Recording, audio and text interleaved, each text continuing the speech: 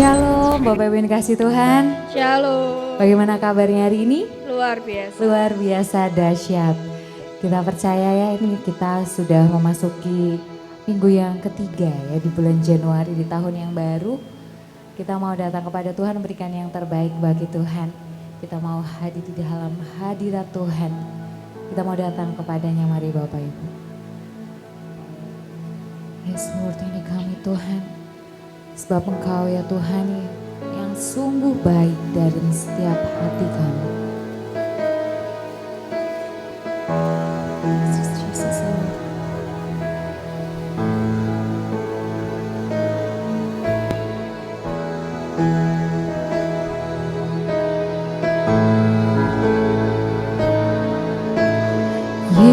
Yesus, Kau sungguh baik. Yesus, namamu indah. Yesus, ku cinta Kau selalu. Ku tinggikan, ku agungkan selamanya. Yesus, Kau sungguh baik. Yesus, namamu indah. Yesus, ku cinta Kau selalu. Ku tinggikan, ku agungkan selamanya. Ku mau memuji-Mu, ku selalu puji-Mu. Ku mau menyembah-Mu, ku selalu sembah-Mu. Kau yang layak terima semua pujian, kemuliaan hanya bagi Tuhan. Saya undang Bapak Ibu untuk pengen berdiri bersama-sama. Yesus, Kau sungguh baik. Yesus, namamu indah. Yesus, ku cinta Kau selalu. Ku tinggikan, ku agungkan selamanya.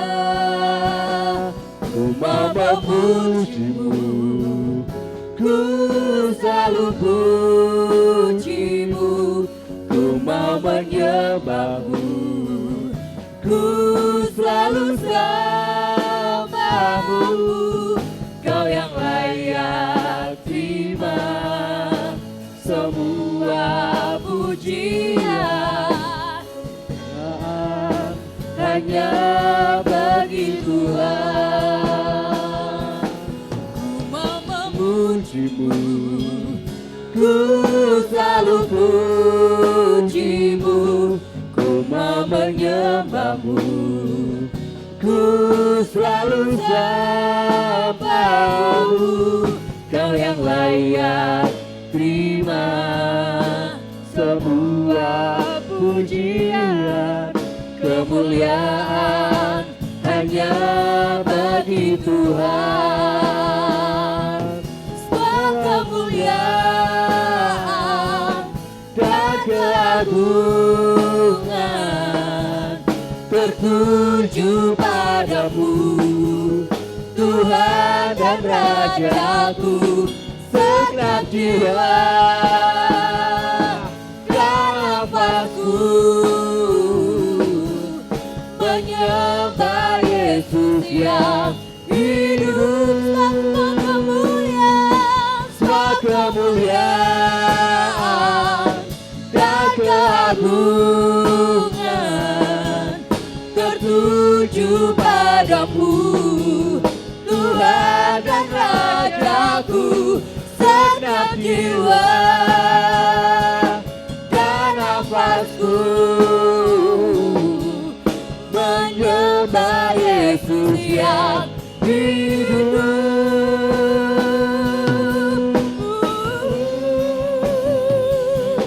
Ku mau memujimu, ku selalu pujimu, ku mau menyembahmu, ku selalu sembahmu. Kau yang layak terima semua pujian, kemuliaan hanya bagi Tuhan. Ku mau memujimu, ku selalu pujimu, ku mau menyembahmu, ku selalu sembahmu.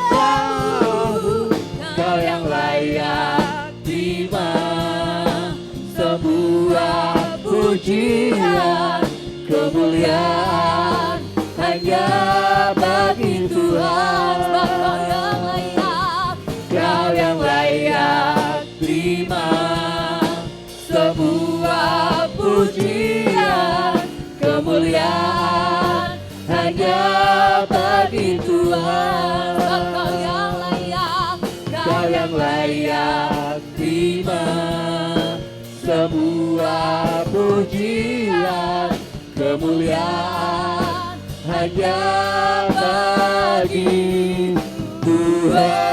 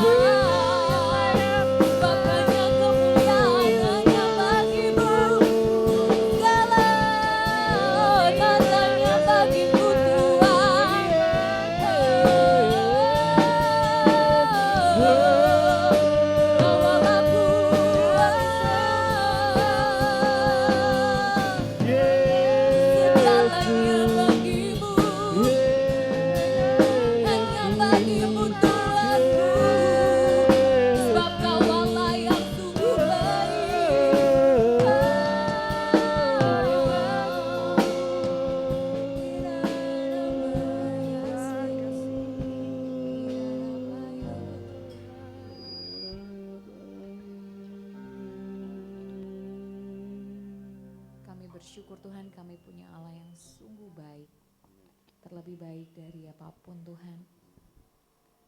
Saat ini kami mau datang kepadamu, biar Engkau saja Tuhan yang tahu apa yang menjadi isi hati kami. Kami tahu Tuhan, hanya Engkaulah Allah bagi kami. Biar segala kemuliaan hanya bagi-Mu saja, biar kami berikan yang terbaik hanya bagi-Mu saja Tuhan. Ini kami Tuhan, ini setiap kami mau menyerahkan apapun ya Tuhan yang Kau inginkan dalam kehidupan kami. Biar kehendak-Mu saja yang jadi dalam kehidupan kami Tuhan. Di dalam nama Tuhan Yesus yang siap memberikan yang terbaik bagi Tuhan, katakan amin. Beri kemuliaan buat Tuhan. Shalom, bisakah kasih salam kanan kirinya? Shalom, shalom. Luar biasa Bapak Ibu, kita mau memberikan yang terbaik karena kita adalah lebih dari pemenang. Amin. Amin. Amin.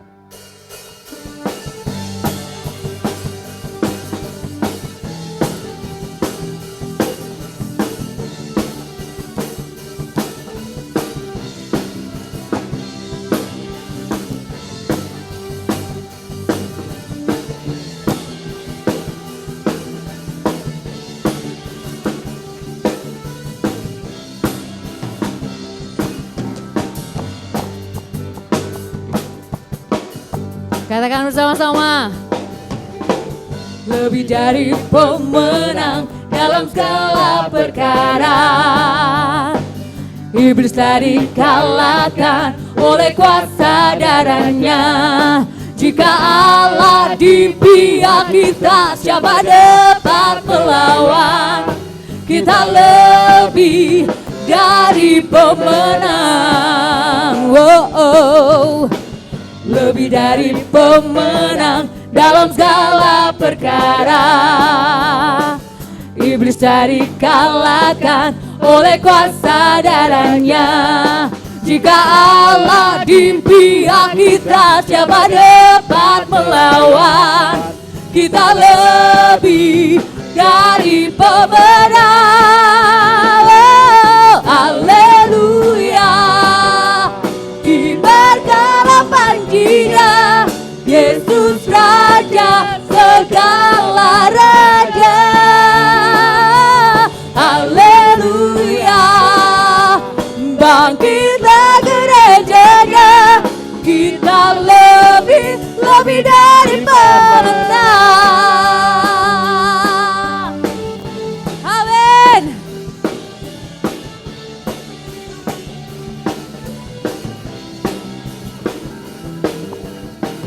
Lebih dari pemenang dalam segala perkara. Iblis dari kalahkan oleh kuasa darahnya. Jika Allah di pihak kita, siapa dapat melawan? Kita lebih dari pemenang. Haleluya. Kibarkanlah panjinya, Yesus Raja segala raja. Haleluya. Bangkitlah gerejanya, kita lebih dari pemenang. Oke, kita sama-sama katakan bersama-sama dengan iman.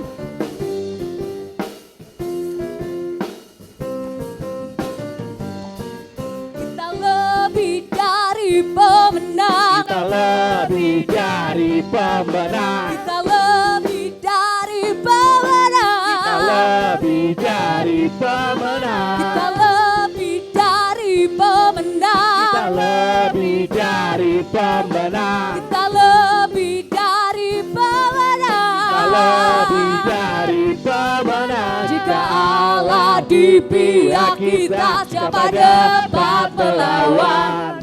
Kita lebih dari pemenang.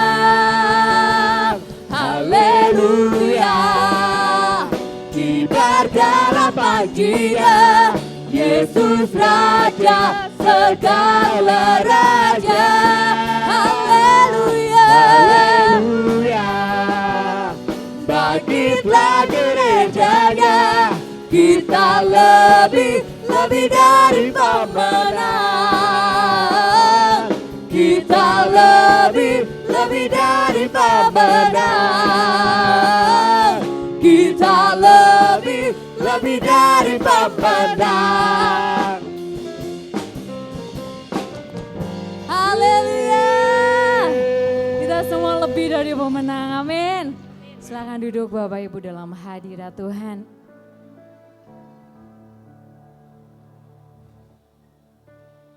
Kita mau datang kepada Dia memberikan yang terbaik. Kita mau katakan, memilih-Mu itu telah bagian yang terbaik yang telah kami ambil Tuhan. Amin. Biar setiap kita mengalami transformasi dalam kehidupan kita.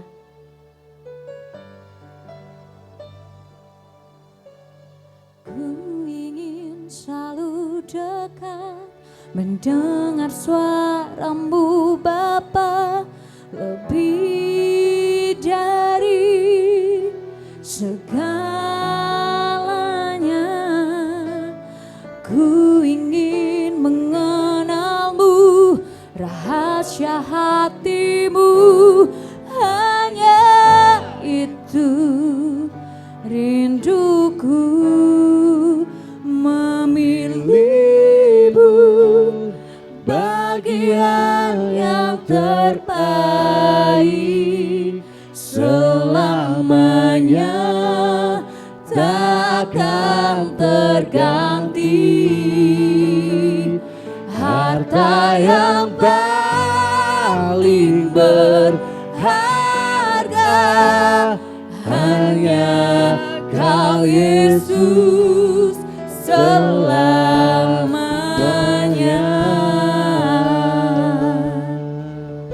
Sebab kami mau selalu dekat dengan Kau Tuhan.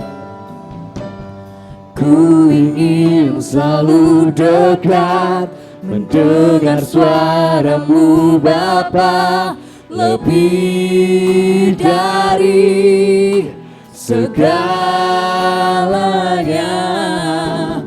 Ku ingin mengenal-Mu, rahasia hati-Mu, hanya itu rinduku, memilih-Mu, bagian yang terbaik, selamanya takkan terganti. Harta yang paling berharga hanya Kau Yesus selamanya. Saya undang Bapak Ibu untuk bait berdiri bersama-sama. Ku ingin selalu dekat, mendengar suara-Mu Bapa, lebih dari segalanya. Ku ingin Yes, Tuhan, kami mau mengenal-Mu dan rahasia-rahasia-Mu, Tuhan. hati-Mu, hanya itu rinduku, memilih-Mu, bagian yang terbaik, selamanya takkan terganti. Harta yang paling berharga hanya Kau Yesus selamanya. Memilih-Mu, bagian yang terbaik, selamanya takkan terganti. Harta yang paling berharga hanya Kau Yesus selamanya.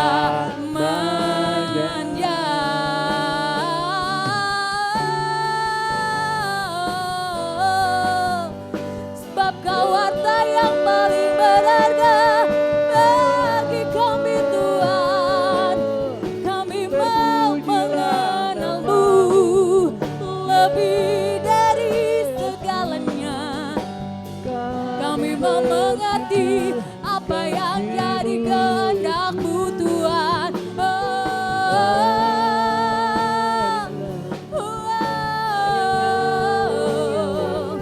Sebab banyak kasih, sebab banyak Kau, Tuhan.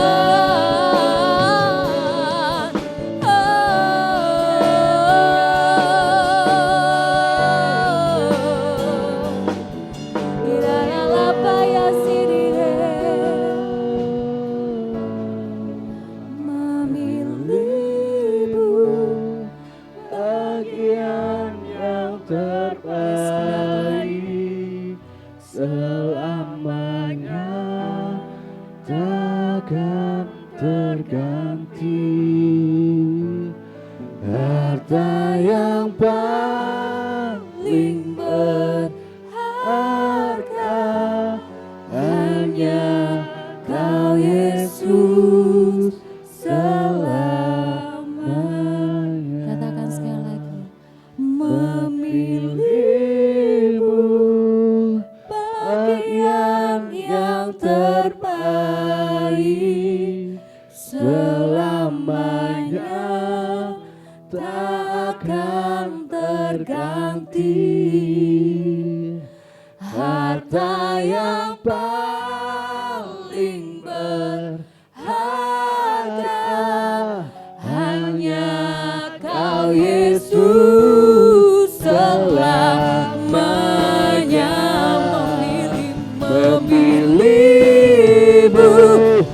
bagian yang terbaik selamanya takkan terganti. Harta yang paling berharga hanya Kau Yesus selamanya. Harta yang paling berharga, harta yang paling berharga, satu yang paling berharga hanya Kau Yesus selamanya. Sembah Dia, Sebab kami mau memilih-Mu Sembah Dia, saudara. jadi bagian yang terbaik. Sabanya Kau Tuhan, kami mau mengenal-Mu. Satakarabaya, setekarabata, karabaya, satakarabata. Lebih dari Ya Tuhan, ya Tuhan, ya Tuhan. Sadakari karabaya, sutakarabata. Ya Tuhan, ya Tuhan. Sabanya Kau Yesus, Setekarabaya, satakarabata. Jesus, Jesus.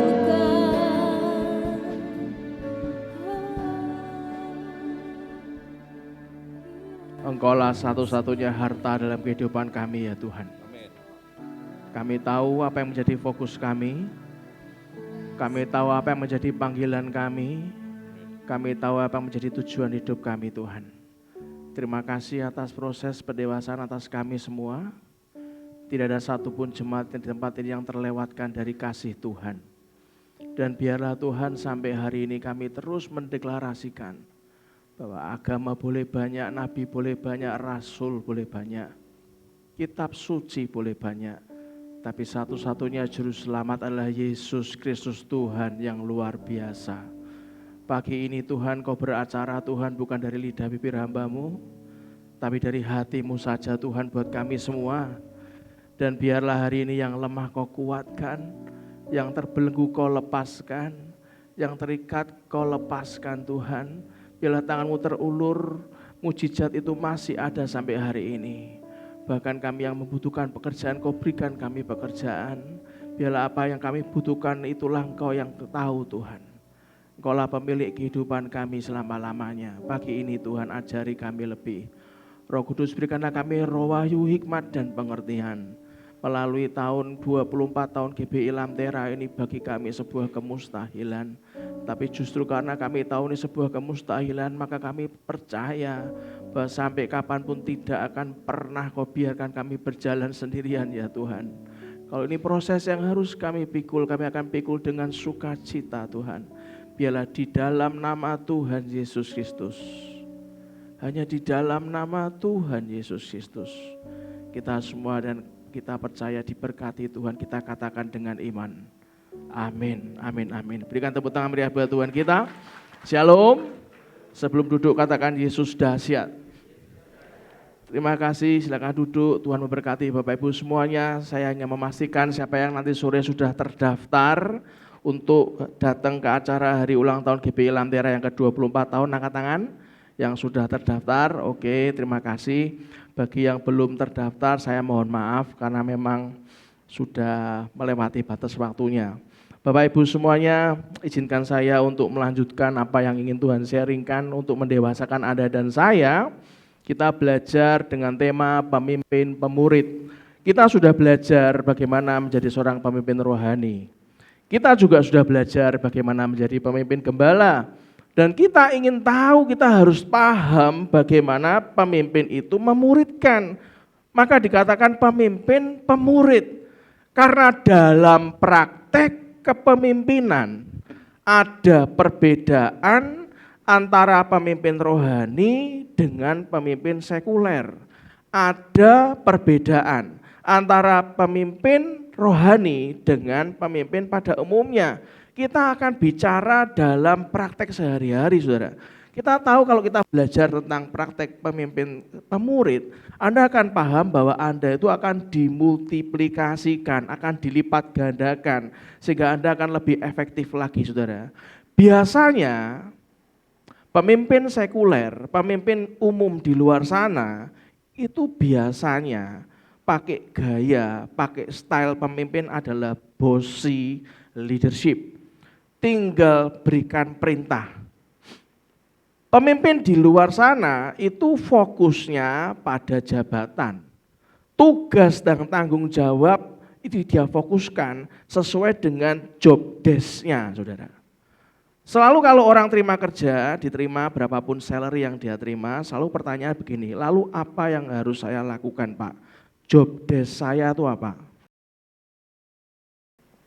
Benar? Coba bayangkan kalau Anda sudah tawar-menawar gaji gitu ya. Anda sudah diterima, Anda sudah siap masuk kerja. Pasti pertanyaannya adalah apakah job description saya, tugas dan tanggung jawab saya. Saudara, karir dan jabatan tuh jarang dipikirkan oleh pemimpin di luar sana supaya bawahannya maju dan berkembang. Kenapa? Ya karena konsepnya kalau bawahannya maju dan berkembang itu ancaman buat dia. Dia pikir aku ini dapat gaji sekian, maka yang paling pandai harus saya, itu katanya begitu. Jadi kalau sampai jabatan dia itu justru malah dia terancam, wah itu bagi dia takut kalau kedudukannya digeser, bahkan dia akan dipecat gitu kan, karena yang bawahannya bisa pinter seperti dia persis, bahkan mungkin lebih muda, lebih ganteng, lebih cantik. Itu pemikiran yang ada di luar gitu ya.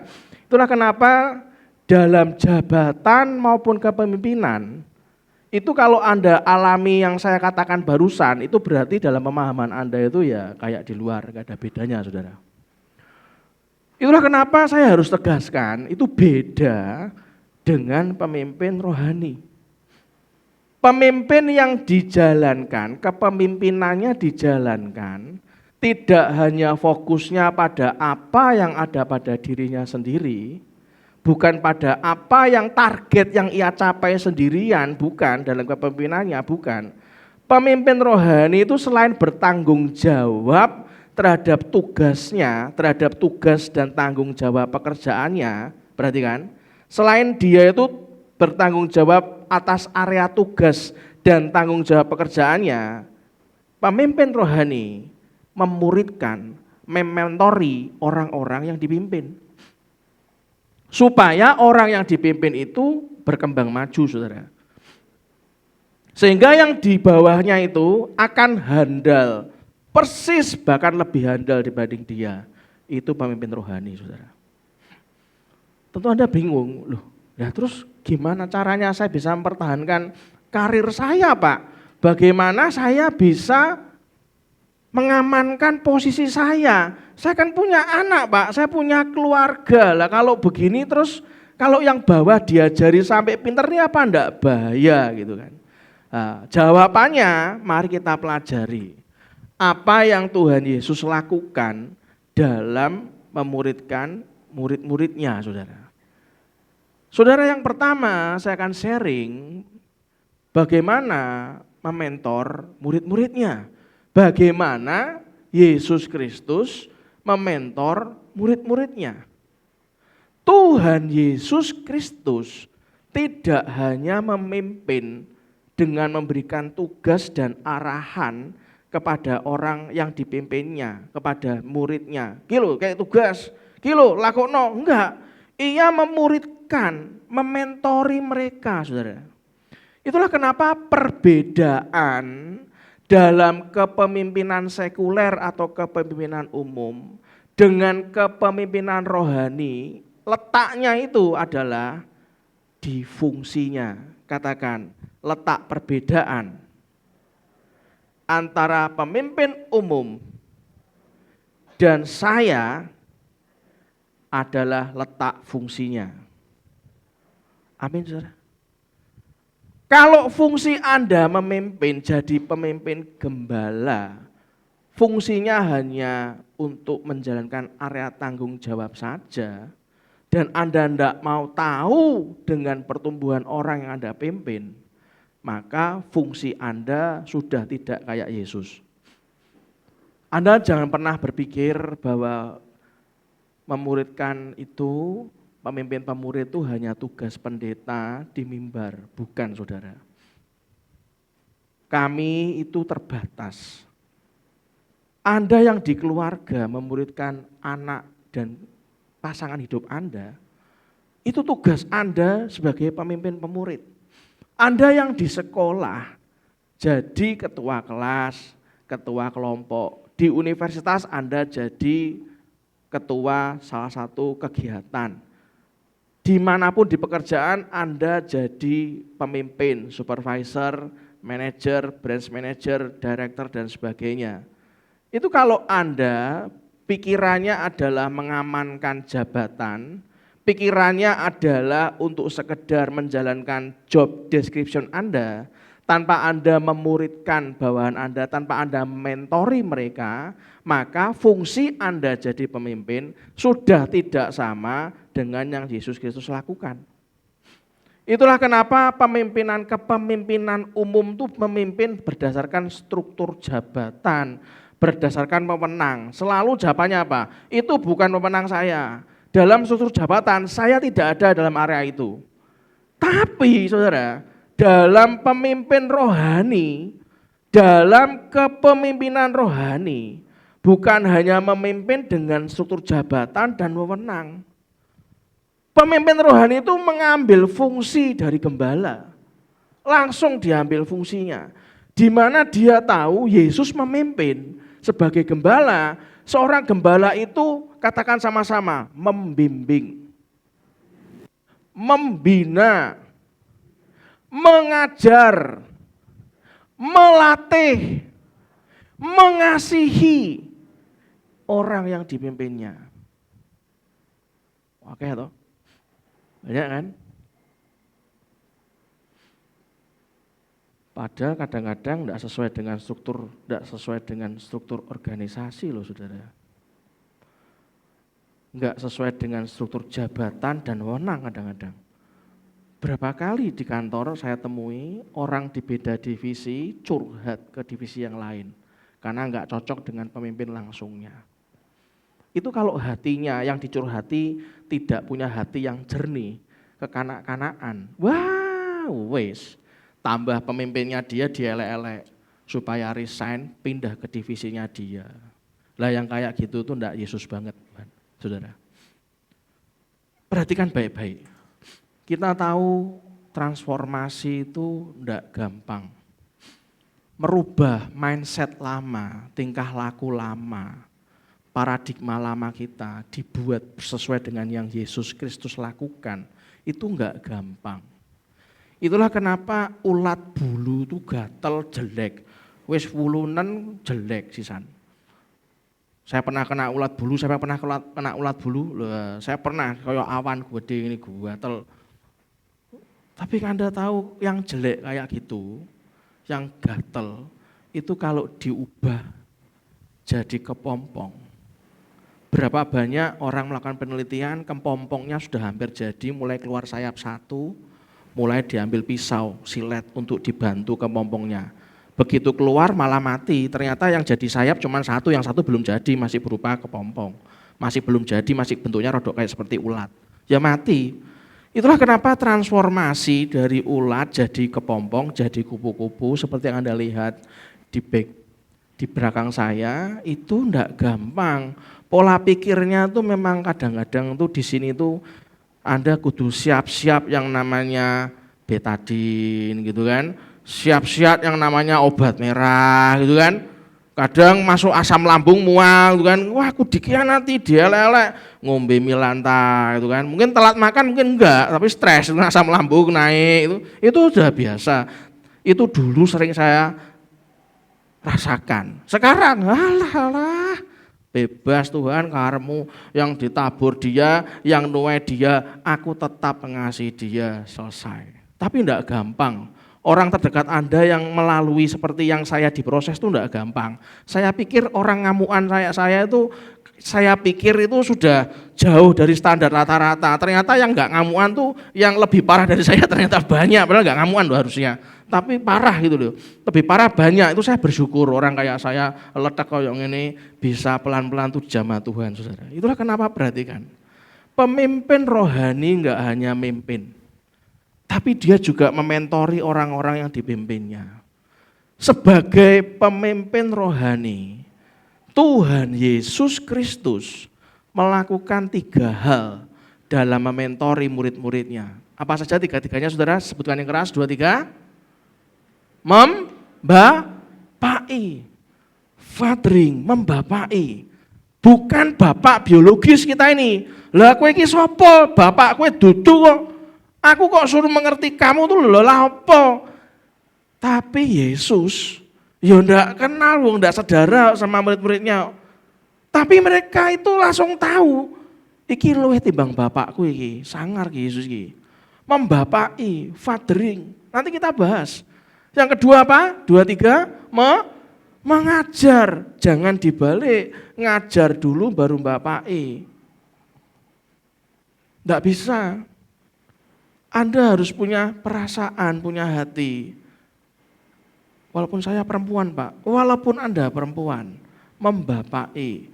Berarti bahasa Jawane mbok-mbokan gitu kan. Emboi, berarti kan tak mungkin emboi kan jelek kan. Membapai gitu kan. Fathering. Berikutnya masuknya mengajar, baru bisa teaching. Dan yang ketiga Mas Saudara, melatih. Enggak cuma ngajar, tapi melatih. Lah pas melatih itu Anda kadang-kadang ya jengkel, ngono kowe ora iso, ngono kok malah dibaleni meneh kesalahane. Wis tuwa, kelakuane koyo cah nom, koyo anak-anak TK. Kelakuanmu ki wis tuwa, kok koyo ngono. Lah tapi kan melatih, salah diberitahu, jangan salah diracun sianida, Saudara. Salah diberitahu gitu kan. Kita bahas satu-satu, Saudara. Nggak nyandak Pak, ya nggak apa-apa. Nanti malam kita bahas berbeda. Anda harus tahu kenapa kita melakukan pemimpin pemurid. Itulah kehidupan. Kehidupan itu apa? Nanti sore.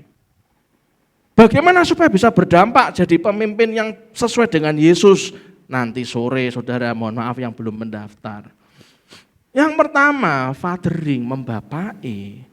Tuhan Yesus Kristus tidak hanya mengajar dan melatih para murid. Bahasa kerennya itu dalam dunia coaching itu, dalam dunia mentoring itu melatih para murid, muridnya itu namanya minti. Saya sih gampang ngapalkannya, mente, yang aku doyan mente ya saudara. Tapi bahasanya itu minti, para muridnya yang dilatih, minti.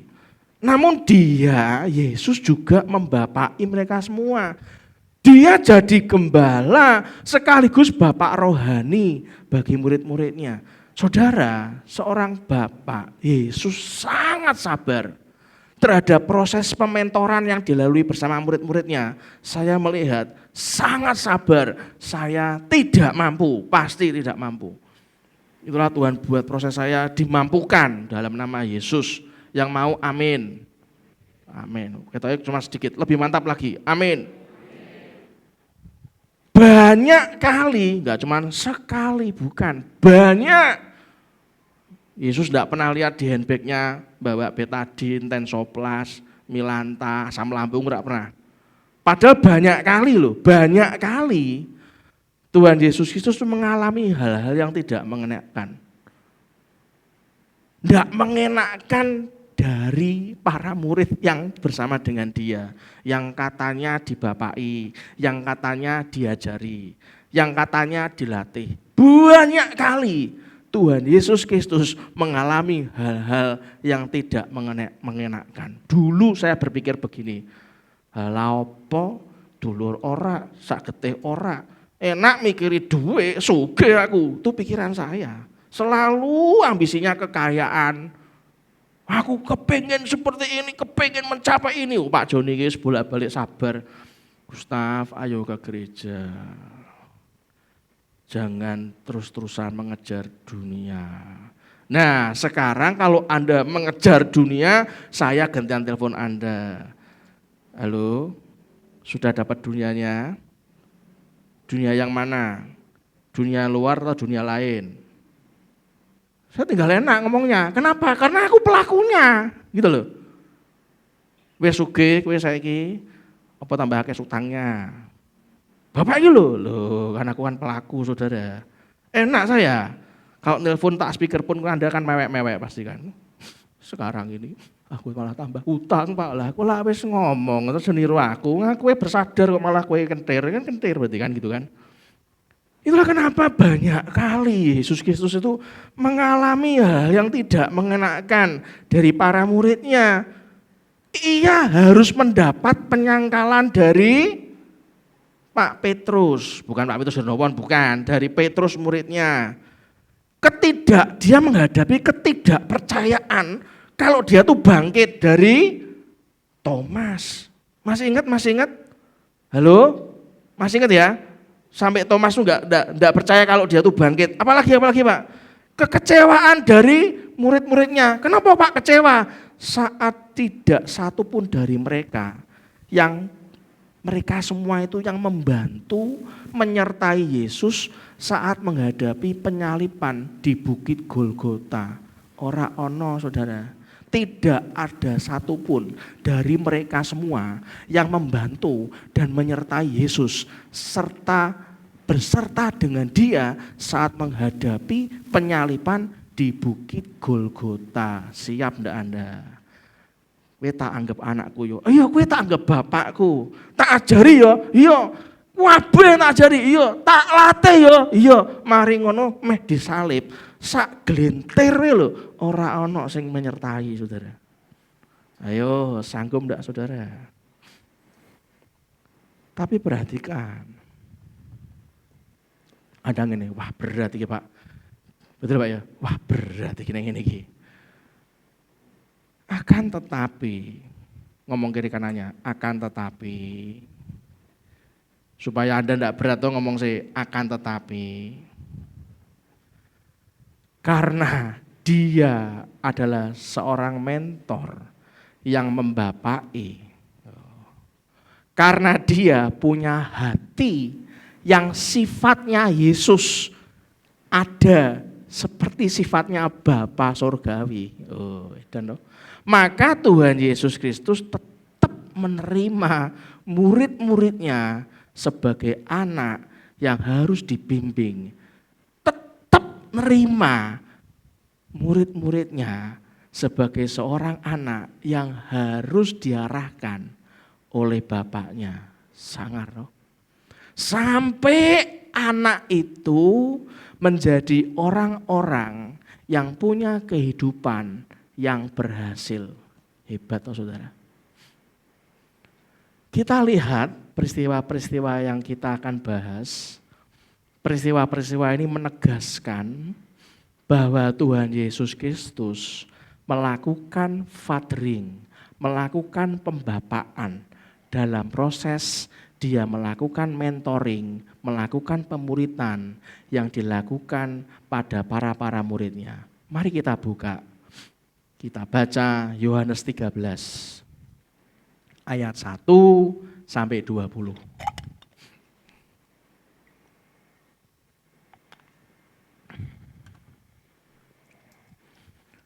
Judul perikopnya Yesus membasuh kaki murid-muridnya. Siapa yang pernah membaca perikop ini angkat tangan? Yang pernah baca lebih dari satu kali angkat tangan. Oke, mari kita baca. 2, 3. Sementara itu Yesus telah tahu bahwa saatnya sudah tiba untuk beralih dari dunia ini kepada Bapa. Terus sama seperti ia, apa Saudara, senantiasa mengasihi murid-muridnya, demikianlah sekarang, apa Saudara, ia mengasihi mereka sampai kepada kesudahannya.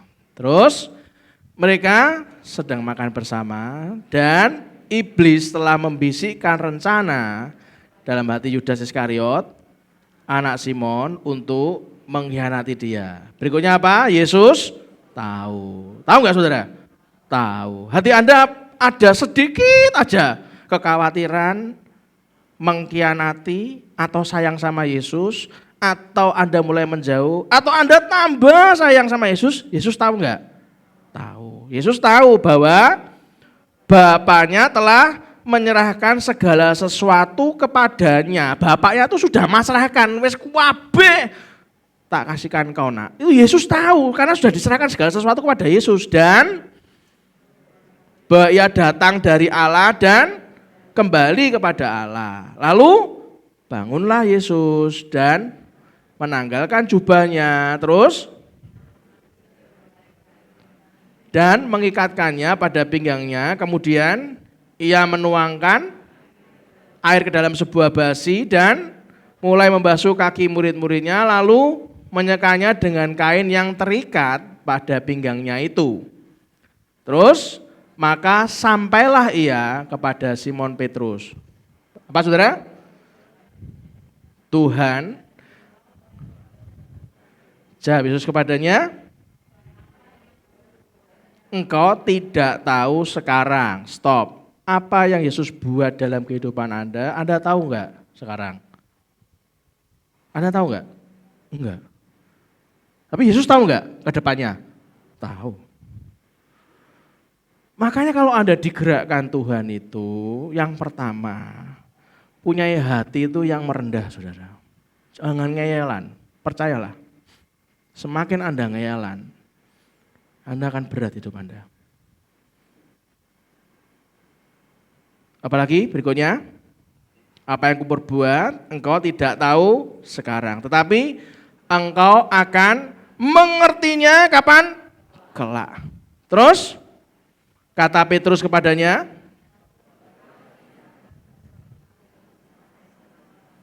jawab Yesus, engkau tidak mendapat bagian di dalam aku. Terus kata Simon Petrus kepadanya, jangan hanya kakiku saja, tetapi juga tangan dan kepalaku. Kata Yesus kepadanya, ia tidak usah membasuh diri lagi selain membasuh kakinya, karena ia sudah bersih seluruhnya. Juga kamu sudah bersih, hanya tidak semua. Sebab ia tahu siapa yang akan menyerahkan dia. Karena itu ia berkata, tidak semua kamu bersih. Sesudah ia membasuh kaki mereka, apa saudara? Ia mengenakan pakaiannya dan kembali ke tempatnya, lalu berkata kepada mereka, mengertikah kamu apa yang telah kuperbuat kepadamu? Terus kamu menyebut aku guru dan Tuhan, dan katamu itu tepat, sebab memang akulah guru dan Tuhan. Jadi, terus apa? Jikalau aku membasuh kakimu, aku yang adalah Tuhan dan gurumu. Berarti Yesus itu Tuhan enggak saudara? Tuhan, Yesus lu ngomong dewe, Tuhan dan gurumu, maka kamu pun wajib saling membasuh kakimu, sebab aku telah memberikan suatu teladan kepada kamu, supaya kamu juga berbuat sama seperti yang telah kuperbuat kepadamu. Aku berkata kepadamu, apa saudara? Sesungguhnya seorang hamba tidak lebih tinggi daripada tuannya. Stop. Kalau Anda tahu Tuhan Anda kayak gini, ya Anda jangan berharap Anda jadi bos, sikap hati seakan-akan Anda lebih tinggi dari Yesus. Lawang Tuhan kita loh sikapnya kayak gini. Orang kadang-kadang lupa daratan. Ikut Yesus jaluke nek dhek diberkati. Koyok bos besar, bosi leadership. Lawang Tuhan kita sikapnya lo kayak gini, masa kita malah ngelunjak, saudara. Berikutnya apa saudara?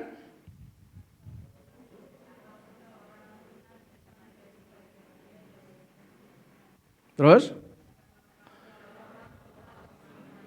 Maka berbagailah kamu jika kamu melakukannya.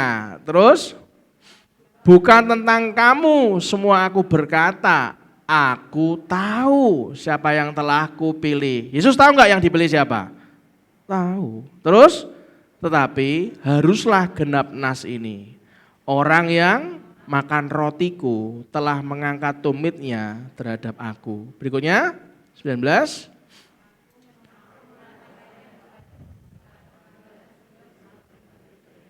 Supaya jika hal itu terjadi, kamu percaya bahwa akulah dia.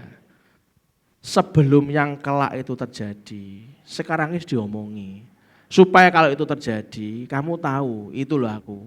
Yang ke-20, aku berkata kepadamu sesungguhnya, menerima orang yang kuutus, ia menerima aku, dan barang siapa menerima aku, ia menerima dia yang mengutus aku, menerima Bapanya.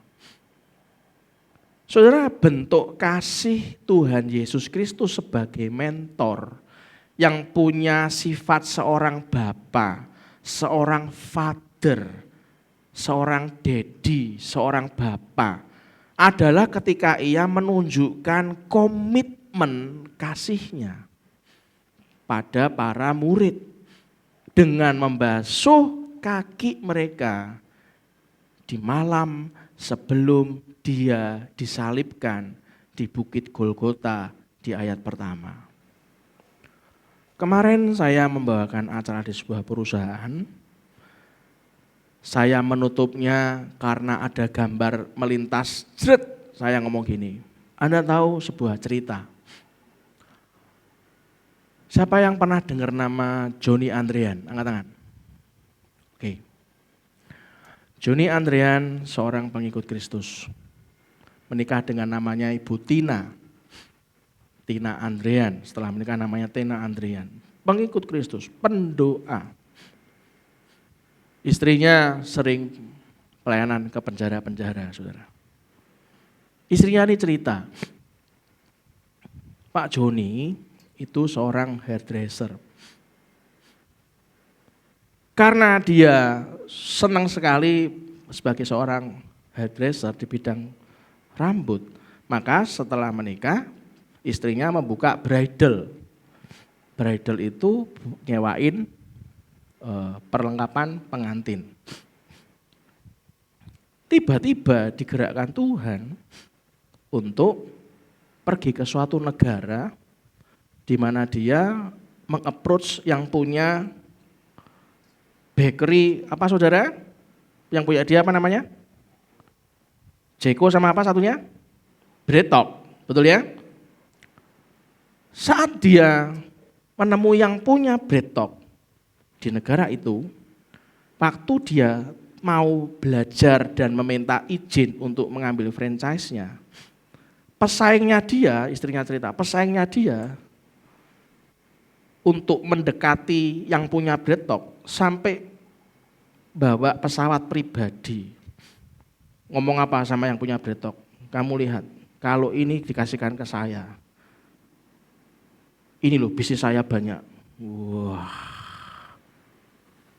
pesawat pribadi, bisnisnya banyak. Jadi kalau kamu kasihkan ke saya di Indonesia, kamu akan tidak usah khawatir karena aku ini grup yang kuat, gitu kan. Anda tahu? Tiba akhirnya keputusannya, Bretok dikasihkan siapa? Johnny Andrean.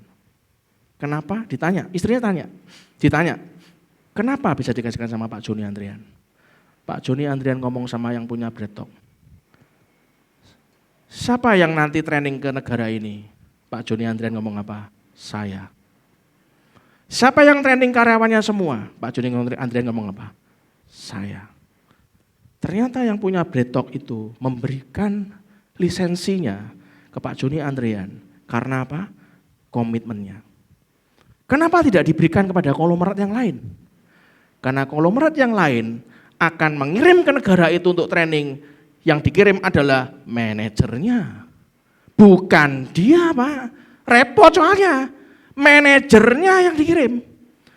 Johnny Andrean datang sendiri, training. Sekian bulan, 7 bulan, supaya dia bisa mentraining orang-orang yang akan dia ajari. Kalau Anda lihat secara bisnis, di banyak mall, Bread Talk dan Jeko, letaknya di depan Prime atau blusuk nang buri, saudara. Depan. Itu di dunia sekuler. Anda bayangkan penata rambut, hairdresser, hubungannya apa mbek gawe roti. Dan masih mau mentraining orangnya. Dan dia sendiri yang training ke negara itu, saudara. Dia bayar harga, saudara.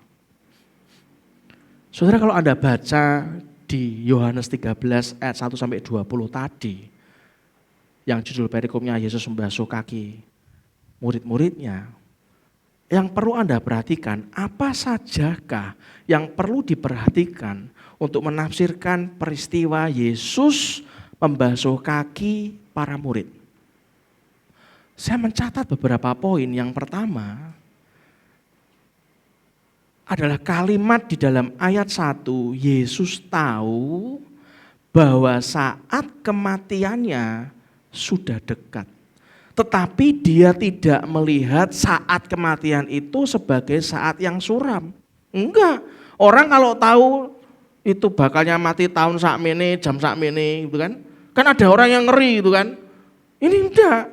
Dia tidak melihat ini sebagai sesuatu yang suram, tidak melihat sebagai sesuatu yang gelap. Injil Yohanes memberikan pengertian bersifat paradoksikal tentang salib dan kematian Kristus. Dalam Yohanes 12 ayat 23, kata-kata seperti dimuliakan, ditinggikan di Yohanes 3 ayat 14, Yohanes 12 ayat 32, ditinggikan, dipakai untuk menggambarkan salib dan menggambarkan kematian Kristus. Jadi Yesus itu nganggapnya bukan suram dan gelap, justru itu gambarkan salib dan kematian dia sendiri itu digambarkan oleh Yohanes tuh malah dimuliakan, malah ditinggikan. Bahasa Jawa nih, malah beneran aku ngerti matine kapan. Bener gak saudara? Wah, itu malah beneran aku matine. Wow, malah aku ketemu mbek bapakku di surga, rumahku sudah jadi. Wow, ngono malahan saudara. Pertanyaan dalam hati Anda, apakah Kristus tidak menderita waktu ngerti mau disalib? Menurut Anda menderita enggak? Yang bilang tidak menderita angkat tangan. Yang bilang menderita angkat tangan. Ada enggak? Yang tidak angkat tangan, saya belum pernah merasakan penyalipan, Pak. Oh boleh, datar sama busa kita. Gue carake nang pohon. Terus nganggo paku, nganggo tali we, tali itu lho Bu, tali pramuka lho. Wis kira-kira 2 jam ngene wae kira-kira. Ditaleni tok wae coba rasano. Ya menderita atau saudara. Wong dia tahu kok bakalnya kayak apa. Pertanyaan berikutnya, apakah Yesus Kristus tidak bergumul dan merasa sulit? Kira-kira dia bergumul enggak saudara? Bergumul. Merasa sulit enggak? Merasa sulit, padahal konsepnya dia secara kealahan itu dimuliakan. Tapi daging saudara, kan 100% Allah, 100% manusia. Ya sakit, bergumul ini, merasa sulit. Lah kalau Anda tahu kamu harus begini nak, Anda bergumul, ya sama, wong Tuhan kita juga bergumul kok. Tetapi Yohanes itu mengingatkan kita akan aspek paradoks dari kesulitan, aspek paradoks dari penderitaan, aspek paradoks dari kengerian salib Kristus. Apa itu? Kemuliaan Allah, saudara. Dan peninggian Sang Mesias itu terjadi karena genapnya pekerjaan Kristus di atas kayu salib. Menkali down, menkali lemes. Kengeriannya itu dirasakan sampai dia berdoa keringat darah. Tapi Yohanes mengingatkan Anda dan saya, kengerian itu tuh justru kemuliaan Allah dan peninggian Sang Mesias terjadi gara-gara genapnya pekerjaan Yesus Kristus di atas kayu salib. Ini loh saudara, Yesus melihat salib dan kematiannya sebagai jalan untuk kembali kepada Bapaknya di surga. Kematiannya jalan bagi dia untuk kembali bersekutu dengan Bapa di surga setelah pekerjaannya selesai. Itu hal yang pertama dari yang kita baca tentang Yohanes yang tadi 13:1-20. Hal yang kedua yang saya belajar, yang perlu Anda dan saya ketahui untuk menafsirkan bagian ini, kalimat berikutnya di dalam ayat 1 dikatakan apa? Sama seperti Dia senantiasa mengasihi murid-muridnya, demikian Dia mengasihi mereka sekarang dan seterusnya. Hebat ya. Yesus Kristus tahu enggak ada satu orang pun yang mendampingi dia di atas kayu salib. Tapi Yesus Kristus senantiasa punya komitmen, ngomong kiri kanannya, punya komitmen. Senantiasa mengasihi murid-muridnya. Dia mengasihi Bapaknya di surga. Dan dia mengasihi murid-muridnya di bumi ini, saudara. Dua pihak yang bermusuhan dikasihi Kristus. Loh kok bisa Pak? Bermusuhan? Lah iya toh, Allah berseteru dengan manusia karena manusia jatuh dalam dosa. Dua pihak ini bermusuhan. Yesus mengasihi dua-duanya, mengasihi Bapaknya dan mengasihi manusia yang dimusuhi Allah karena dosanya. Allah tuh dimusuhi oleh manusia karena kejahatan hati manusianya sendiri. Allahnya enggak pernah memusuhi. Kasih Allah tetap lebih besar daripada kerusakan akibat dosa Anda dan saya. Yang paham katakan amin. Siapa yang berdosa di tempat ini angkat tangan? Siapa yang suci di tempat ini angkat tangan? Ayo, anak suci enggak? Sejahat-jahatnya kita. Ingat, saya pernah ngomong berulang kali. Semua orang suci punya masa lalu, benar? Tapi semua orang brengsek bersama Tuhan punya masa depan. Karena Yesus mengasihi Anda sampai kesudahannya. Allah mengutus Kristus untuk jadi pengantara yang menyatakan sempurnanya kasih Allah. Nek Allah tidak mengasihi kita, rak mungkin dikirim Kristus. Langsung neraka kabeh. Sekali lagi, manusia yang memusuhi Allah. Allah mengasihi Anda dan saya sampai mengutus Kristus sebagai pengantara. Ini yang Anda harus paham, kasihnya kepada manusia membuat dia tidak meninggalkan manusia sedikit pun. Dia akan menarik kembali kepada Bapa sehingga baik Yesus maupun Bapaknya di surga, juga semua manusia yang dikasihi oleh Yesus, semuanya menjadi satu karena pekerjaannya yang genep di muka bumi ini, saudara. Hal ketiga yang saya catat, yang perlu diketahui, yang ketiga, penting ini, apa Pak? Pengkhianatan Yudas. Orang yang paham jadi pemimpin pemurid, pasti dia harus paham akan mengalami pengkhianatan. Tidak mungkin tidak. Pasti ada pengkhianatan yang dialami dalam hidup Anda dan saya. Dan saran saya, ngomong kiri kanannya, santai saja bro. Ngomong kiri kanannya, santai saja.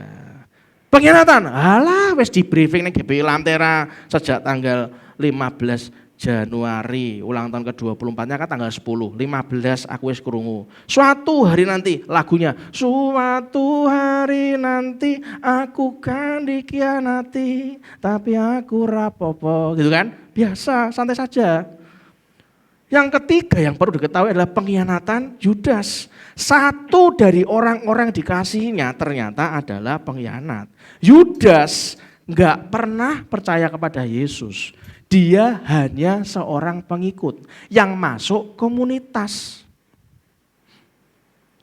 Kan mesti di semua komunitas kan ada pasti pernah lihat orang-orang cuma melu-melu ya. Yesus mangan-mangan yo, nek mangan teko kabeh. Yo, rugut. Sesuatu mangane ora ono mangane, sepi langsung. Cuman melu-melu nang komunitas, saudara, sebagai pengikut. bertindak seperti murid-murid yang lain, mendengar seakan-akan dia di komunitas itu mendengar apa yang didengar oleh murid-murid lain. Sama, karena pengajarannya kan sama. Dia mendengar seperti murid-murid lain dengar. Dekat secara fisik dengan Yesus, dekat yang diajari. Tapi tidak dekat secara iman. Yudas, dialah orang penuh kepalsuan yang mendapat bahagia besar.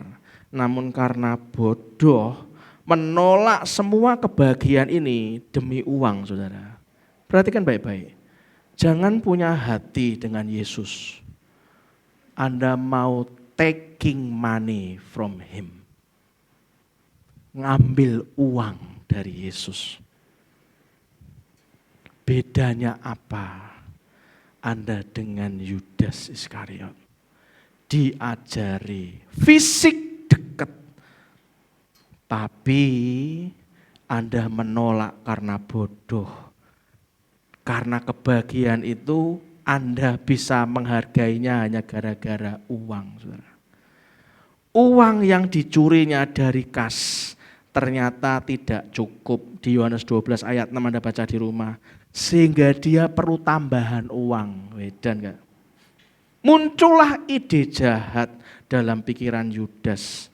Kalau uang kas yang dicuri enggak cukup, mengapa enggak dicukupkan dengan tambahan uang dari menjual Yesus?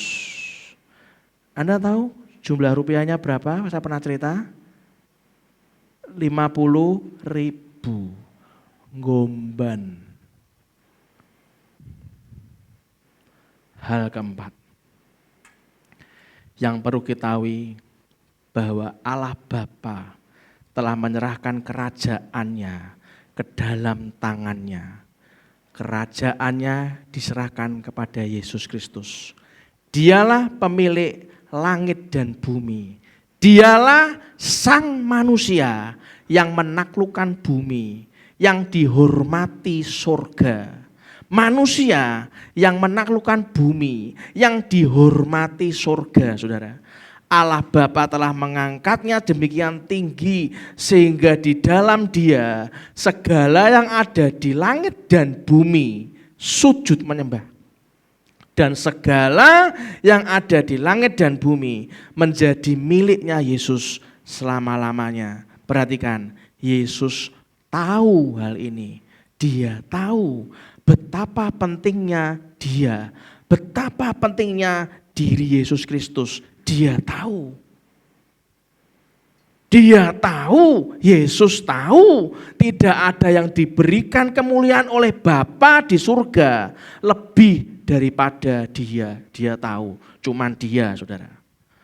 Allah telah memutuskan bahwa di langit dan di bumi tidak ada nama lain yang lebih agung, yang lebih mulia. Karena nama Yesus Kristus yang termulia, saudara. Itulah kenapa kalau Anda tafsirkan dari sudut pandang yang pertama sampai terakhir, kalau Anda pahami, jadi pemimpin pemurid ya, ngomong kiri kanannya, dimulai dari kata-kata apa? Yesus tahu.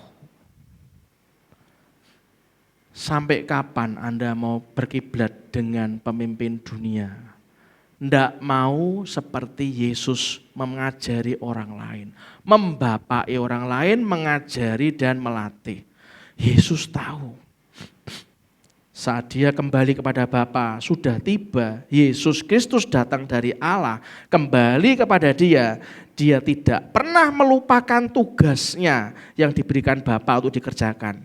Dia harus menebus dan memelihara Anda dan saya untuk menjadi milik Kristus sampai selama-lamanya, saudara. Itulah kenapa ini jadi simbol perendahan diri yang dia kerjakan dengan rela. Merendahkan diri loh. Yang punya, yang dimuliakan tuh dia rendahkan dirinya. Dia lepaskan jubahnya, kerelaannya untuk menanggalkan kemuliaan surgawi yang dia miliki, ngambil posisi seorang hamba. Saudara, Anda tahu? Yang orang yang mau mencuci kaki, tak beritahu ya, budak Yahudi aja enggak mau melakukan, saudara. Enggak mau. Budak loh, saudara. suruh mencuci kakinya orang lain, budak Yahudi enggan melakukannya. Budak kafir yang boleh melakukan pekerjaan sangat hina seperti mencuci kaki. Budak kafir yang boleh, budak Yahudi enggan melakukannya. Anda perhatikan, tapi Yesus membungkuk dan mulai membasuh kaki para murid yang sedang membaringkan diri, bersiap menikmati perjamuan makan bersama. Untuk siapa Yesus melakukan ini? Untuk manusia dan untuk Bapaknya di surga. Yesus menunjukkan ketaatannya, menggenapi tugas yang diberikan untuk merendahkan diri sampai mati bagi kerajaan Allah, saudara. Saudara, Anda harus paham harga diri Anda. Maaf loh ya, harga diri Anda. Anda akan merasa terinjak-injak. Maaf loh ya, jangan baper ya. Sugih henti toh. Yesus ambil yang lain. Orang dunia gini, sugih henti aku BDI. Sugih aku, tapi kok gelemen aku membapai DE, ngajari DE, melatih pula, mari ngono dikhianati pula. Memang kurang kerjaan apa? Di mana kehormatan saya, kata pemimpinnya? Di kantor aku ini gaji paling dukur, jabatan paling tinggi. Tiba-tiba masuk GBI Lantera, besok di kantor aku harus membapai staf-stafku termasuk OB-OB katanya. Suruh melatih, mengajar, di mana wajah saya? Lawang aku pintu dibuka kok. Saudara, di mana kehormatan dan kemuliaan Yesus ketika dia membungkuk dan basuh kaki para muridnya? Perhatikan ya. Yesus tidak peduli hal itu, saudara. Dia lebih ingin apa? Tuhan, kau suruh aku apa? Aku mau berkenan di hadapanmu. Dia ingin menyatakan pada Bapa untuk kerinduannya dia untuk menyelesaikan pekerjaan Bapa. Lebih besar kerinduannya untuk kemuliaan dan hormat untuk Bapaknya. Dia ingin diperkenan Allah. Dia membasuh kaki para muridnya. Menyatakan kepada surga kerinduan dia untuk datang kepada Allah dan diperkenan oleh dia. Itu loh saudara, hatinya Yesus kayak gitu. Itulah kenapa Anda harus paham.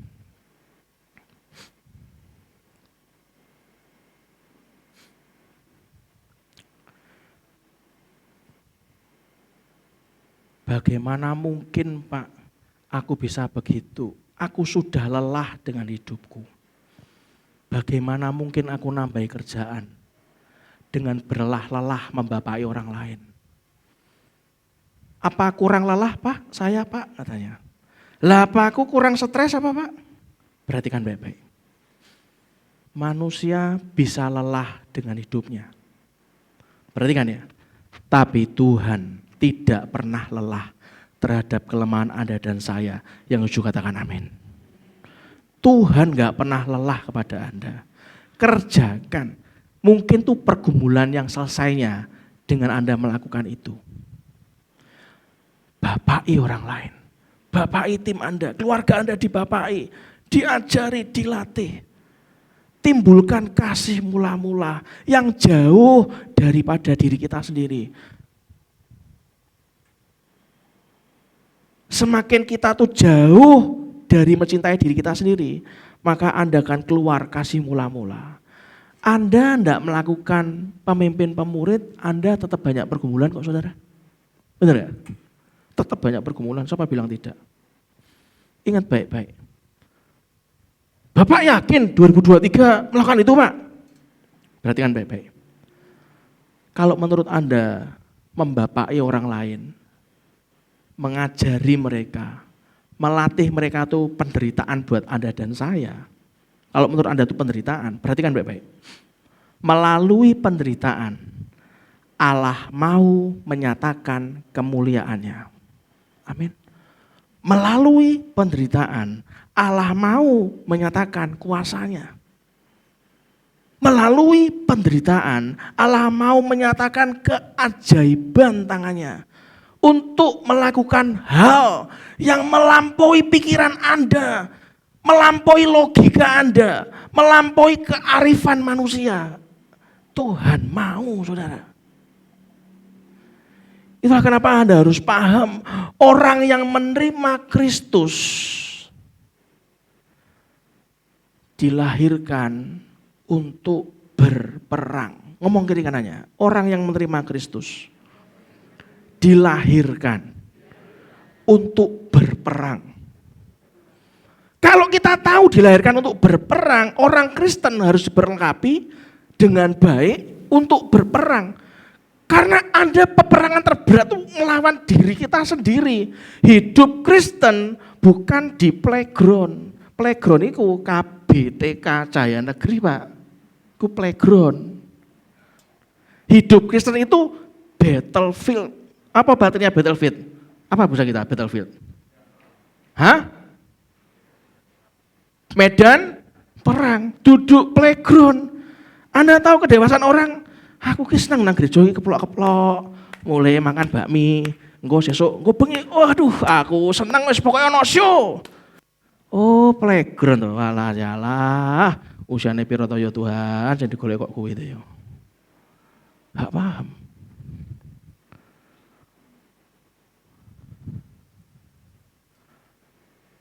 Tapi saya ini termasuk usia sudah lanjut, Pak, sebentar.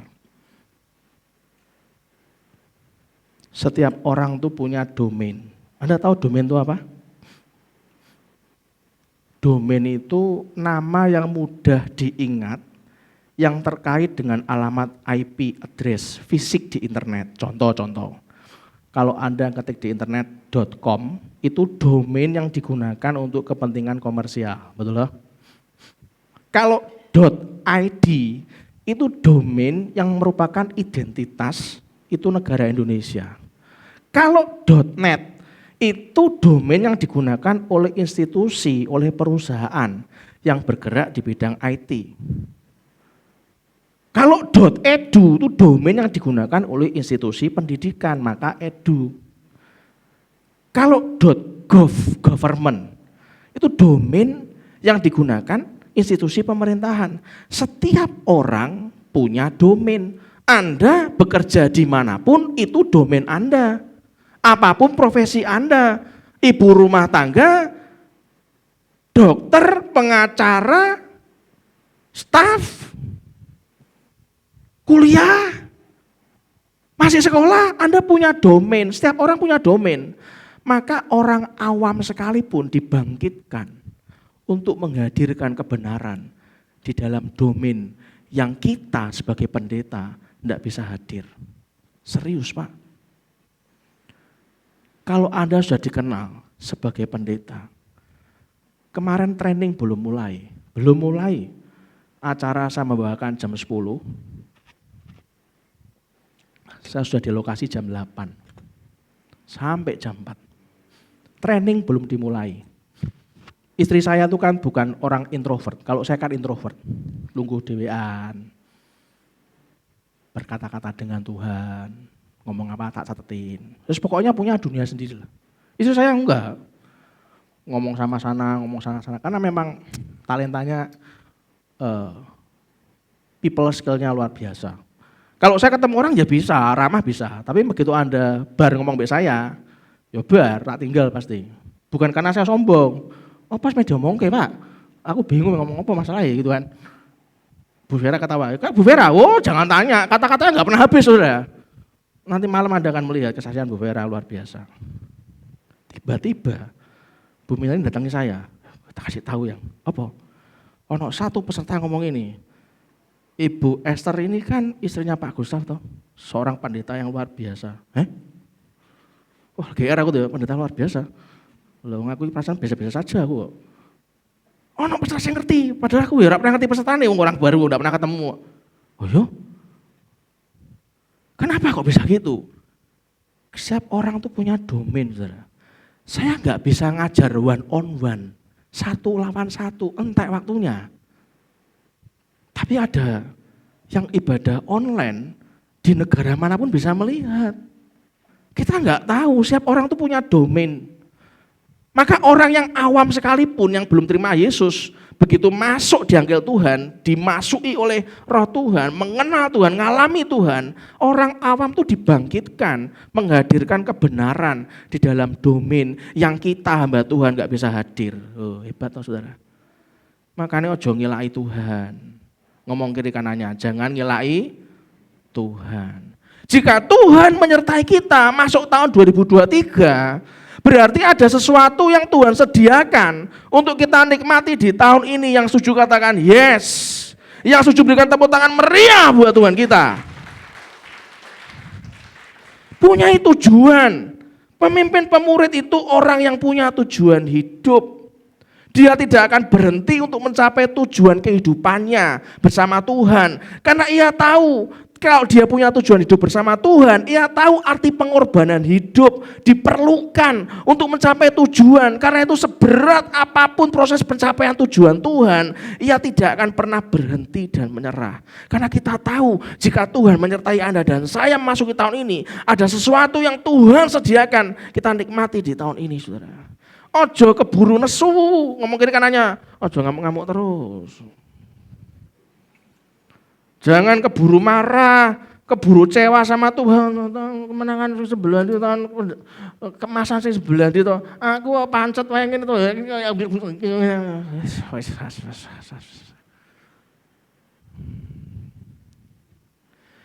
Jangan keburu marah dan kecewa sama Tuhan. Sekalipun pertolongannya terlihat lambat. Kan cuma kelihatannya lambat. Percayalah penundaan Tuhan. Sampai ditunda pertolongannya itu jauh lebih indah daripada ketepatan waktu yang kita rancang sendiri, saudara. Yang paham katakan amin. Nah, kenapa arti penyembahan itu sacrifice? Bukan manggung, datang ke gereja dingin kayak gini sampai drodok AC ini. Wah, sekarang hebat loh, AC ini tidak hidup, ini mati ini AC-nya. Tapi adem toh. Worship itu sacrifice, duduk manggungnya bukan. Sacrifice itu kita tahu menyembah Dia dalam roh dan kebenaran. Kenapa? Karena Allah itu roh. Dan barang siapa menyembah Dia, harus menyembah Dia dalam roh dan kebenaran. Yohanes 4 ayat 24. Kalau Anda tahu Allah itu roh, tanpa Roh Kudus yang berdiam dalam Anda dan saya, kita tidak bisa meresponi Allah dalam penyembahan. Karena kita tidak sungguh-sungguh mengenal Dia, saudara. Hari ini kalau Anda disadarkan, oh masuk the year of transformation ya.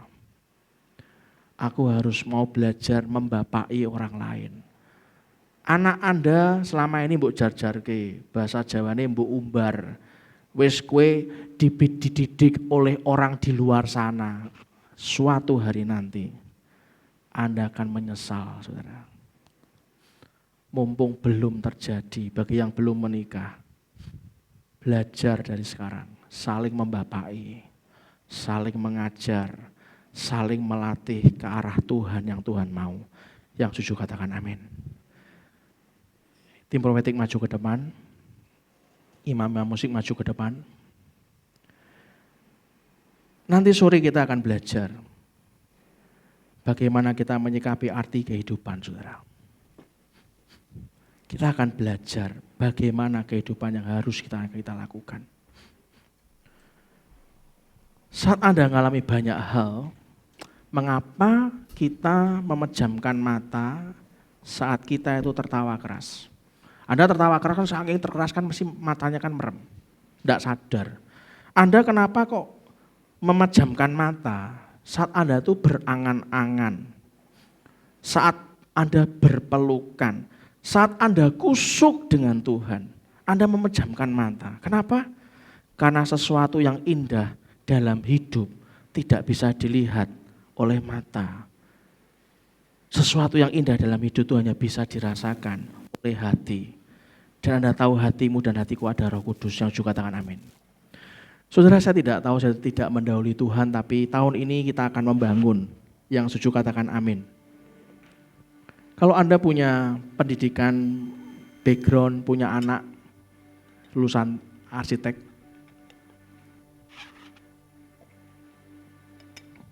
Anda boleh berkreasi. GBI Lentera ini mau dibangun kayak apa? Anda bila bisa minta izin pusat kita, anakku pengen berimprovisasi, doa sama Tuhan dewe, pengen gambar GBI Lentera ini kedepannya kayak apa. Karena enggak mungkin habis bangun, dibobol maneh, salah gambar, enggak sesuai dengan Tuhan, itu duit kabeh saudara. Tahun ini adalah tahun GBI Lentera membangun, yang juga katakan amin. Ada uangnya Pak? Enggak. Belum. Tapi Tuhan sediakan. Kemarin saya cerita sama bos kita, sama Bro David. Kita bangun tahun ini. Saya tidak pernah meminta-minta, nyari sponsor, minta.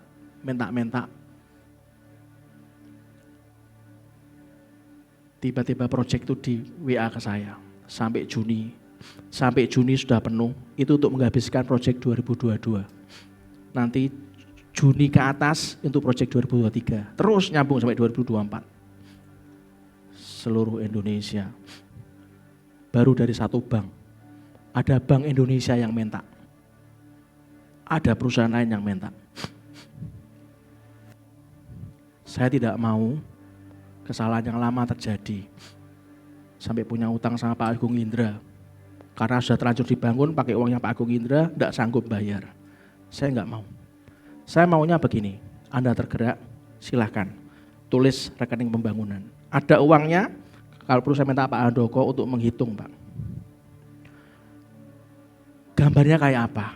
Kita butuh tempat parkir. Lantai 1 buat parkir.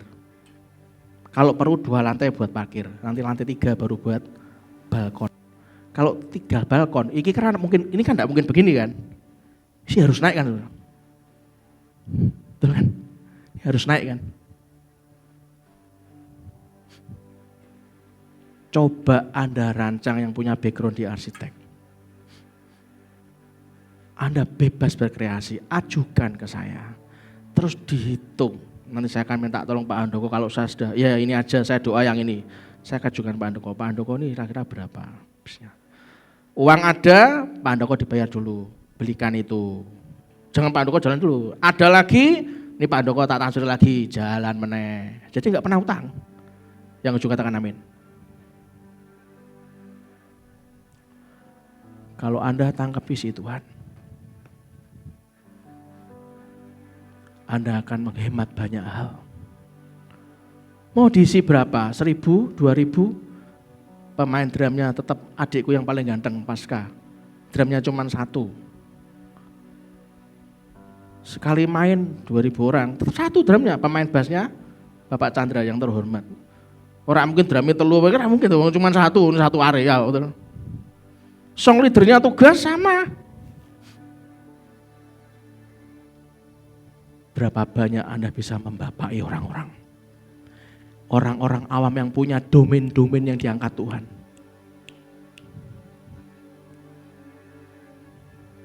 Dibapai, diajar, dilatih. Mereka akan menjangkau domain-domain yang Anda dan saya tidak bisa menjangkau orang di luar sana. Yang paham katakan amin. Bangkit berdiri sama-sama. Satu pujian.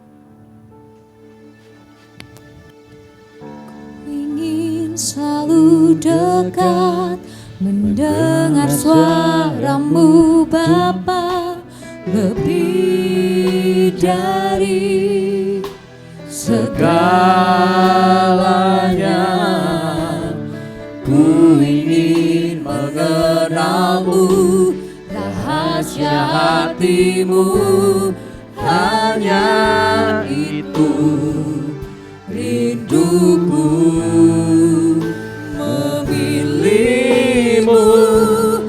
Bagian yang terbaik selamanya tak akan terganti. Harta yang paling berharga hanya Kau Yesus selamanya.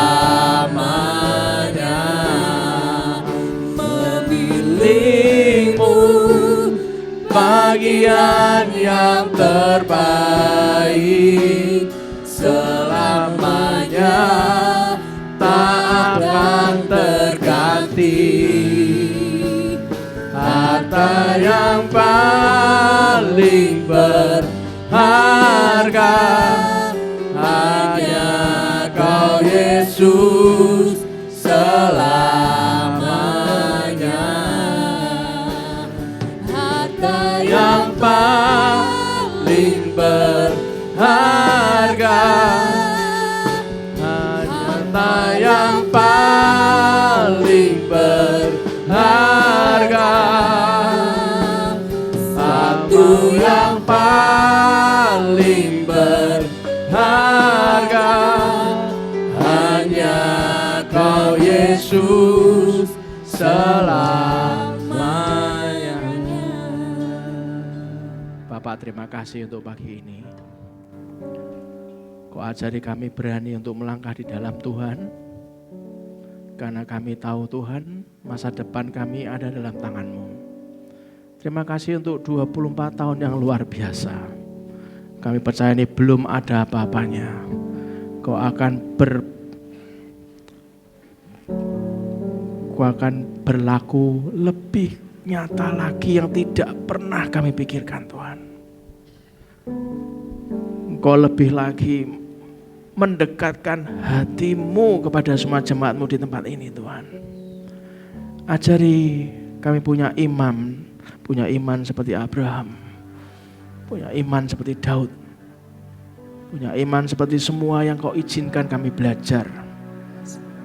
Kami tahu kami disiapkan untuk jadi pemimpin pemurid, Tuhan. Kami tahu akan banyak jiwa-jiwa datang ke tempat ini. Kau ajari kami untuk menuai banyak jiwa, Tuhan. Terima kasih Tuhan Roh Kudus. Bila Kau beracara, baik yang ibadah online maupun yang ibadah onsite, semua dalam kendali-Mu yang luar biasa. Beri kami hikmat untuk membangun tahun ini. Berkati kami, dan kami akan lakukan sesuai dengan kehendak-Mu saja. Dalam nama Tuhan Yesus Kristus kita berdoa, dan kita mengucap syukur dan kita katakan, amin. Amin. Berikan tepuk tangan meriah buat Tuhan kita. Silakan duduk. Kita akan melihat pengumuman.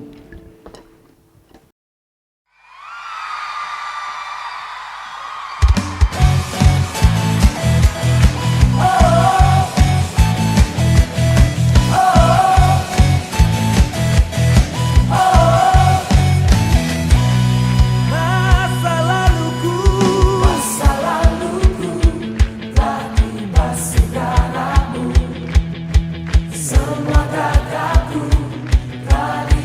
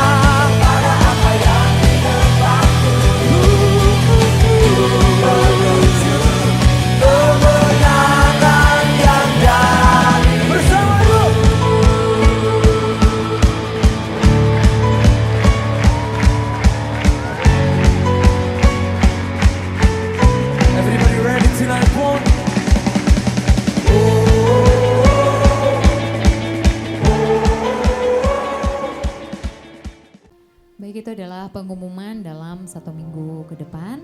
Bagi Bapak Ibu yang mungkin mau mendaftar untuk pelepasan bisa menghubungi Mistika yang di belakang atau kepada saya. Dan juga untuk baptislam juga bisa menghubungi dari tim sekretariat. Baik, saya menyambut bagi Bapak Ibu yang baru pertama kali hadir di ibadah GB Lamtera bisa melambaikan tangannya. Sepertinya saya lihat ada 6 orang. Selamat datang di GB Lamtera. Kami senang menyambut Bapak Ibu menjadi keluarga baru, keluarga besar GB Lamtera. Saudara, mari kita angkat amplop persembahan kita, berdoa saudara. Anda berdoa, Tuhan, berapa yang harus aku persembahkan? Serahkan segala kekhawatiranmu kepadanya. Setiap kali Anda digerakkan Tuhan, saran saya, ikuti saja. Dia yang punya kehidupan ini, dia yang punya masa depan, dia tahu segalanya. Mari kita berdoa Tuhan, ini tangan-tangan yang terangkat. Kami memberikan persembahan tepat seperti yang Kau ingini Tuhan. Ini kami, Kau yang punya kehidupan kami, Kau yang punya harta benda kami, aset kami, keluarga kami, pekerjaan kami, semua Kau yang punya. Kami hanya seturut dengan kehendak-Mu saja. Dan mari kita, sebelum kita pulang, kita aminkan doa berkat ini. Tuhan memberkati engkau dan melindungi engkau. Tuhan menyinari engkau dengan wajah-Nya dan memberi engkau kasih karunia. Tuhan menghadapkan wajah-Nya kepadamu dan memberi engkau damai sejahtera. Diberkatilah seluruh isi hidup pernikahanmu. Diberkatilah orang tua, mertua, dan semua keturunanmu. Diberkatilah masa studimu. Diberkatilah pekerjaan dan pelayananmu. Diberkatilah masa pensiunmu, semua dalam kendali dan kuat kuasa Allah. Kemanapun kita keluar dan masuk, pergi dan pulang, mendapatkan perlindungan dari Allah yang maha tinggi. Biarlah kebenaran menjadi barisan depan kita, dan kemuliaan Allah menjadi barisan belakang kita. Dan biarlah berkat dari Allah Bapa, Putra, dan Roh Kudus menyertai kita semua dari hari ini sampai Maranatha. Dan kita semua yang diberkati Tuhan, kita katakan dengan iman. Amin. Berikan tepuk tangan meriah buat Tuhan kita. Salam sayang saya buat keluarga Anda di rumah. Sampai ketemu nanti sore di acara hari ulang tahun GBI Lamtera yang ke-24 tahun. God bless you all.